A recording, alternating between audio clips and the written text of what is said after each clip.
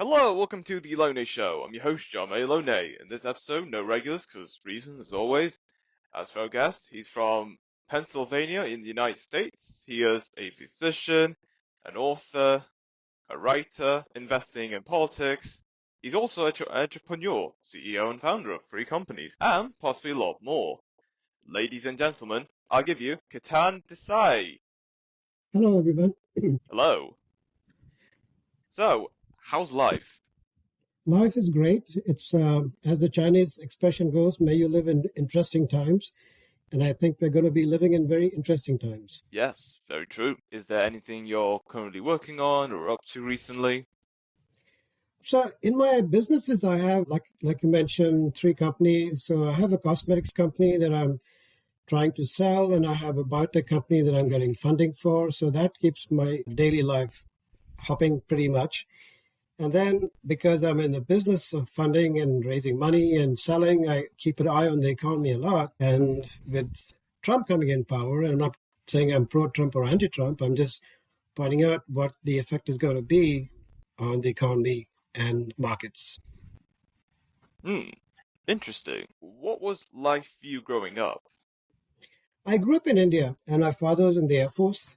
So we kind of moved around a lot. So I have a fair amount of military background. And because of the neighborhood I grew up in, especially the father being in the Air Force, I knew a lot about the geopolitics of the Asian subcontinent. And that's one of the reasons I wrote the book that I did, which combines my medical training, my military background, as well as geopolitics, to write a book called Germs of War, in which Afghan-based terrorists launched an attack on the U.S. And that was published in 1997, which was 3 years before, actually 4 years before 9/11. And then you all know what happened after that. So that book is on Amazon. It's called Germs of War. And then I came to the U.S. and have been in the pharma industry since then. I see patients every now and then, not too much though. I see. Where do you see yourself 20 years from now? If my wife agreed with me, I would be in politics, but she has pretty much made down the law that I'm not getting into politics. So I don't know what I'll be doing in 20 years. Hopefully I've sold my companies by then. Fair enough. If you could live anywhere in the world, where would it be? That is a really interesting question. My wife and I have been debating that, especially what's going on in the US. We are talking about Italy and Portugal and maybe Panama and some other places. Ah, all right then. Given your experience on geopolitics, where do you see the United States in the next 8 years from now? Things are going to get really, really ugly. Things are going to come to a head because Trump is really breaking a lot of rules, and I don't know how it's going to play out. At some point, countries may say enough is enough, to heck with you, or they may acquiesce to his diktats and make the U.S. a numero uno country again. I don't know how it's going to play out, but it's going to be interesting to watch it play out. Yes, absolutely. I mean, he's picking a fight with everybody. He's picked a fight with pretty much the whole of Europe last time, and this time is not going to get any better. He's just told China, excuse me, Canada and Mexico about the tariffs he's going to put on them, 20% tariffs. He's just told BRIC countries that they're going to be given 100% tariff if they do not support the dollar. And a lot of countries, after, especially, the U.S. Made the U.S. currency and international trade a weapon of war with Russia and Ukraine. Whether you agree with the war or not, it's a different issue. But weaponization of trade became a huge political and economic issue. And so a lot of countries have tried to now move away from the dollar, which is one of the reasons gold has been going up so much. And a lot of countries, for example, China and Japan, have been dumping the U.S. Treasury's hand over fist over the past several months. China especially has been buying gold enormously, which is why gold's been going up so much. And so countries are trying to move away from the dollar. I know India has about trade deals with about 20 countries based on rupee instead of the dollar. China has deals with like 40, 50 countries where they use the yuan instead of the dollar for trade. And so if Trump tries to place a 100% tariff on trade with BRIC countries, there's going to be a backlash. I mean, people are not just going to take it lying down. Yeah, I absolutely agree with that. I've heard so much about the BRICS currency, and I think there is potential to definitely challenge the United States and pretty much the world economy as a whole.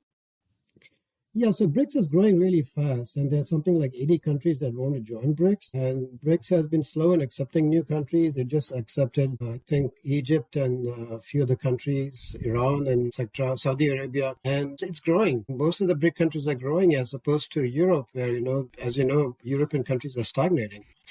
And so that's where the future power is going to be. So picking a fight with them, especially if China has designs on Taiwan, then US will need all the help it needs to defend Taiwan, and picking a fight with people is not going to make them more likely to counter him. Yes, hearing that is definitely very worrisome. If you can get rid of a holiday, which one would you get rid of? Halloween? Halloween. Yep. Oh, okay. Can't argue with that. Who's the funniest person you've met? I have met in person, you mean, or just on the TV, etc. Yeah, someone you may know. Not sure I met too many funny people. I mean, I've seen stand-up comics like there's a guy who plays the puppets, and I'm blanking on his name, but he's an excellent vocalist. He makes his puppet talk extremely well. I'm blanking on his name right now. He's extremely funny. I've seen his show once. I can't remember his name. But there's another comedian in Scotland, actually, Danny Boy. I don't know if you've heard of him. Maybe. Yeah, his last name is Bhoy. He's extremely funny, too. And then, of course, there's Dana Carvey. You know Dana Carvey in the U.S.? Not really. He was in that movie. He used to do a lot of impersonations in the U.S., and he's really, really funny. Okay. Wayne's World. Have you seen Wayne's World? No, I have not. Okay. He was in that movie, Wayne's World. Alright, very cool. If you can get an exotic animal, what kind of companion would that be? Oh, it'll probably be a cheetah. Nice. So when I was growing up in India, like I told you, my father was in the Air Force, and he was posted after the war with China in 1962. He was posted to the northeast of the country to establish an Air Force base. And at that time, it was all jungle. There was nothing there. And my parents actually had a leopard as a pet. Nice. Yeah. And then the leopard, it was a cub. It was small. And then by the time it grew up to be 6 months old, so they also had a German Shepherd dog.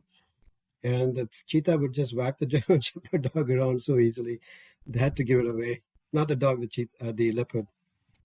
That makes sense. If you could go back in time, what decade would you want to live in? Probably the 50s in the United States. I'd say the same. Why is that? Because I've always fascinated by the 50s. Not just in US, but just in general, because times back then, it just felt simpler. And there's not much technology that we would be consumed to. I think just going back in time to a point before smartphones, any time before that, it just feels refreshing. And it feels like at a time where things were just simpler. And there's nothing complicated going online. And we're like, who am I supposed to believe? Because anyone can say anything just to get a reaction. And they achieve it, actually.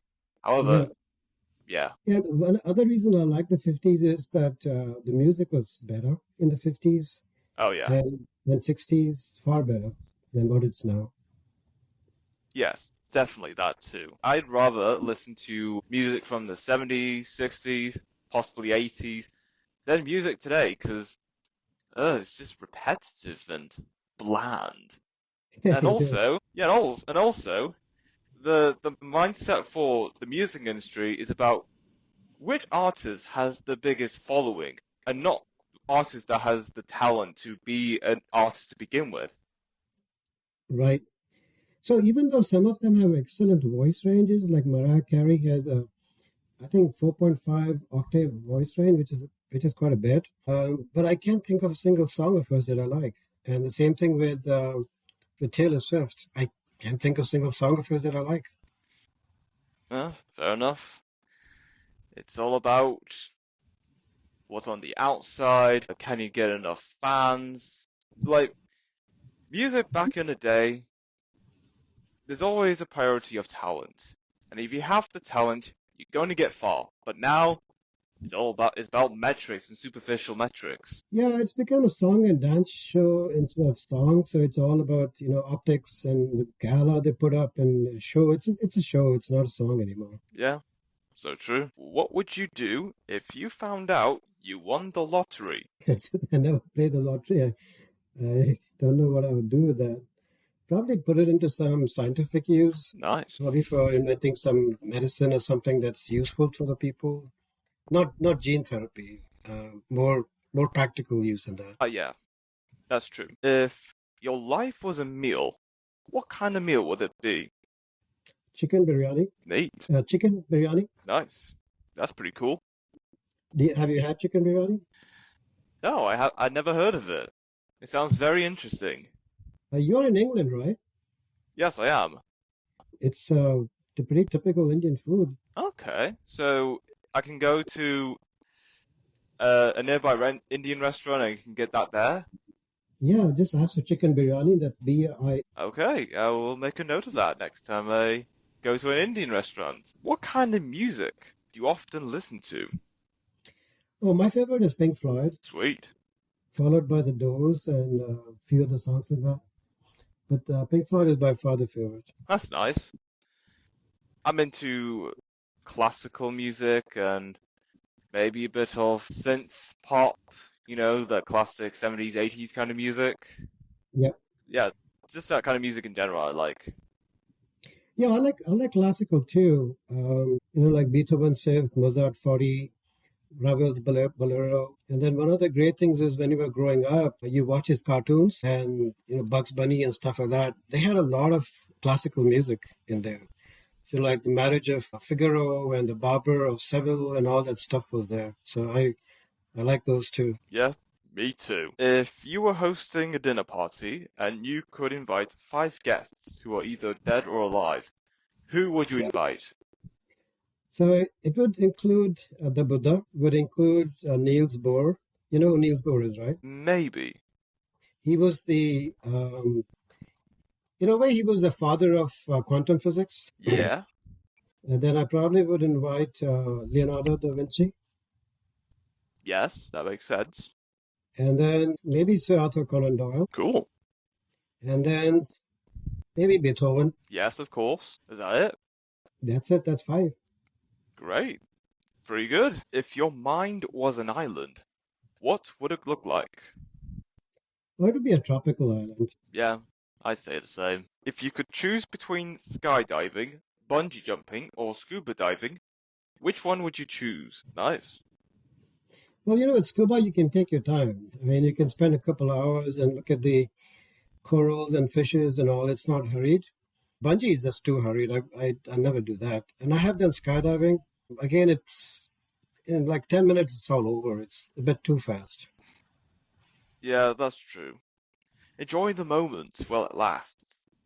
Yeah, the problem is it lasts too long. Whereas in scuba diving, I mean, you can dive for a couple hours, come up, take a break, and dive again for 2-3 hours. It's pretty good. Yeah, absolutely. Do you prefer pens or pencils? I would say pens, especially the ballpoint pens, because pencils break too much and you got to keep sharpening them. Ah, yes. The struggles. Yeah, the ballpoint pen is definitely on top. Yeah. What could you give a 40-minute presentation on without any preparation? Probably on something in medicine like immunology, which is my specialty, or rheumatology, or on investing. Great. Yeah, that makes a lot of sense. That would be very insightful. Would you rather never age physically or never age mentally? Mentally. Yes, I definitely agree. What is Yes, your favorite type of day? bright and sunny in 70s or 80s, actually 80s. So 80 degrees Fahrenheit is, I don't know what centigrade, I guess 32, 33. I think 30 Celsius would be like somewhere 100 Fahrenheit. Okay, so not that hot. No, it's not that hot. It's actually a very good temperature, like somewhere in the 20s Celsius for sure. Yeah, and sunny. Yes, I agree. I like sunny days, but not too sunny because, well, there has to be times to cool down whenever the sun gets too hot. Right. Would you rather be able to breathe underwater or have the agility of a cat? Have the agility of a cat because I don't spend that much time underwater. Well, I can't argue with that. Would you rather be transported 500 years into the future or 500 years into the past? Oh, in the future. Yes, I've always interested about the future, but we're just not too certain if we want to live that reality. Yeah, at least I know what the past was. I have no idea what the future is going to be. So that's be much more exciting, right? Yeah, And true. 500 years in the past, life was tough then, The life It sure was. expectancy, yeah, life expectancy was what, 40 years or something like that? There was so much disease, food was scarce. Life was tough in those days. It sure was. What is your favorite quote? That's actually that poem from by this guy called Tagore. So in that poem, there's a phrase. I'm trying to remember the whole poem. Where the dreary stream of reason has not lost its way, where the clear stream of reason has not lost its way in the dreary desert sand of dead habit. Yeah, so true. What product would you seriously stockpile if you found out they weren't going to sell it anymore? Ice cream, Okay, what kind of ice cream would it be? chocolate ice cream. Yes, that makes so much sense. What is the best excuse for being late that you heard of used? I haven't heard anything really good. Usually people say stuff like, the train was late, or I missed the train, or missed the flight, or something like Yes, that. that I makes haven't heard, sense. I haven't heard anything really original. Yeah, fair enough. What's the most unique shop or restaurant that you've been in? Some of the ones, when my wife and when I went back to India, some of the carving and the artisan shops in India was pretty unique. And then when we were in Africa, we went to some of those too there. They were pretty unique too. Nice. If you had to bury a treasure chest, where would you hide it? Uh, Probably in the ocean somewhere. The ocean. Never thought whether they could go there, could they? Probably not. Fair enough. What is your favorite season? Probably summer. Yeah, summer's a great season. Most definitely not winter. Yeah, I don't mind winter, but summer just, yeah. I like being warm, but I don't want to be too sweaty either, so yeah, I'm a bit torn with that one. Yeah, It also depends where the summer is. I mean, if you're spending summer in Arizona, it's a different thing because the temperature is really, really hot there, as opposed to, summer in Pennsylvania where it's not that hot. yeah, that's true. Like different places around the world, there's a different intensity of how hot it could possibly be. Yeah, I think Europe is getting pretty hot now, isn't it? Yes, records. Some places as high as 40 Celsius. That is pretty hot. Yeah, it is very hot. I only see temperatures like that somewhere in Asia, but I'd never thought I'd see somewhere in Europe. Right. So 40 Celsius is 104 degrees Fahrenheit. That's pretty hot. Yeah, wild. I've never seen it that hot in Pennsylvania. No, of course not. It'd never be like that. What's one thing that gets far too much coverage on the internet? Either sports or, I'd say sports the most. Too much. Yeah, sports is all the craze, but it keeps people distracted and entertained somehow. Yeah, it's the opiate of the masses.